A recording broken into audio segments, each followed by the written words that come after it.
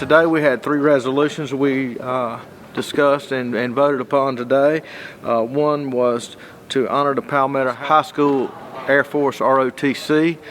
They received the Distinguished Unit Merit Award, and they also received the 2019-2020 Silver Star Community Service Award, and that is one of the only ones in the state, I believe, that received that, and I think they've received it more than one time, so it was an honor to present them with that resolution. We also had a resolution to remember the Reverend Dr. Martin Luther King Jr. He was someone who believed in freedom of speech, a passive protest, and focus on the character of a man and a woman, and I think our community and our world needs that now more than ever. We also have a resolution honoring Mr. Luke Riddle at the ACTC Center in District 1 and 2. They're training firefighters, EMS workers. They've had over 50 students to graduate from the program to be certified firefighters and EMS operators, which as you know, and the county may know, there's a shortage of firefighters and EMS workers, so it was a great privilege to honor them, and not only that particular section or class that they're teaching, they do great things down there, and it's something that if you don't know about, look it up. You'll be very excited about it. The last resolution was to honor our law enforcement officers for upholding our laws and keeping our community and the people of Anderson County safe. Readings today at the council meeting. We had a second reading to give access or give sewer line to REWA in Greenville County that serves the Piedmont area. It will provide a better service for the people in Piedmont. It will also relieve the county of any maintenance issues or liability on an older sewer line. So I think that will help benefit the taxpayers in the community as well. We had 3 or 4 first readings. We had a reading, 2 readings on zoning appeals or zoning changes from R20 to agricultural. In my district, it's like a 30 or 40 acre tract, and then a 4.5 acre tract to help them protect them from neighborhoods coming in or houses coming in on their area, to give them a buffer and allow them to use their land the way they're actually currently using it in the R20. We also had another first reading today to allow 2 more at-large members on the planning committee, which I think we need with the growth going on in Anderson County right now. I know we've had some problems with attendance there, so it'll help balance it out, give a few more votes, and also provide council members with a little more insight on what's going on, and that will be by application, and it will be voted on by all council members. We also had another first reading today to on some of our roads and bridges. You know, we have 1,500 miles of roads in Anderson County, and we had a subdivision that had been developed in the past that wasn't fully complete.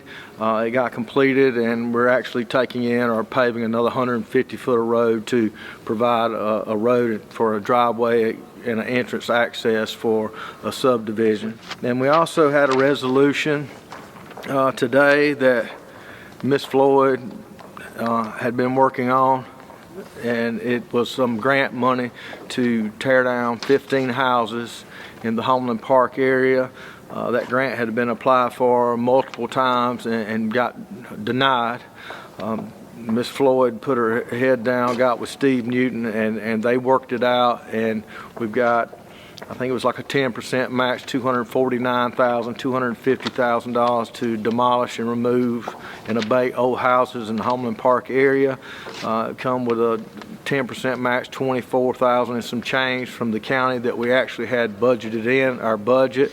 So that will be good for the people in the Homeland Park area, and I think it's a star for Miss Floyd as she's going out. I mean, she worked hard on this. She cared about her district, and even in her passing, she's still doing things to better her district and the community overall. We had a request from council on a emergency rental assistance, which I think our administrator and his staff worked on, which when I looked over it, I was very pleased with. It was a $6.1 million grant to assist in rent. It's not just the people that's fighting to stay in their homes. As Mr. Burns said, it also helps people. I had someone in my district, a retired couple, that their income's off rental income and they wasn't getting income. So not only will it allow people to stay in their homes, give them the assistance they need, it will also help landlords and landlords with mortgages even. And this grant, when I was reading through the grant, it stated that he had to have a population of 200,000. If we didn't apply for that or didn't receive it, that money would go to the state, and the state would disperse that money all over the state. So kudos to Mr. Burns and his staff for finding that and getting some relief that will actually, the $6 million will stay in Anderson County and in our community and instead of being dispersed across the state. So I'm excited about that and hope that it will be able to assist and help people in need. The funding from the grant would be dispersed through AIM, and also there is other charitable organizations in Anderson County that will be taking applications and working together. So it'll be a community thing with our volunteers and some of our charitable organizations that's already involved and knows the needs of the people. So it'll work out great and be fine and hopefully provide some relief. We also voted to exercise an option on 301 North Main Street, which is our voter registration building. It was $375,000. Our lease agreement was getting ready to expire in the next month or several months or a couple of months. We had looked through it. We're paying approximately $48,000 a year just to rent that facility, and we were maintaining the facility. And this deal here, to exercise that option, I think we're exercising on a piece of property right now that when we done the lease years ago, that I think the property owner probably wished he hadn't put it in there. I think the property is way more valuable than the option that we're allowed to exercise. We had sold some properties in the industrial park. We're going to roll that money back over in there, and just based on debt service alone, we'll be able to pay for that building in 7.5 years, and that'll be a win-win for the taxpayers as well. I keep bringing up taxpayers, but I'm all about being a steward of our tax money, and I think that we need to look at ways to save on our spending, especially right now during the COVID pandemic, and state fundings and a lot of things are drying up. We need to be efficient and wise with our spending, and I think this is going to be a plus for Anderson County. We also went into executive session, Green Pond, to get some legal advice from our attorney, County Attorney Leon Harmon. There's some big things coming up in next year that we're having to plan for now that will be announced. We're not allowed to announce it, not from the county standpoint, but from the party in which we're entering this contract with. But as soon as it comes out, it will be another win-win for Anderson County, and I'm excited about that one as well.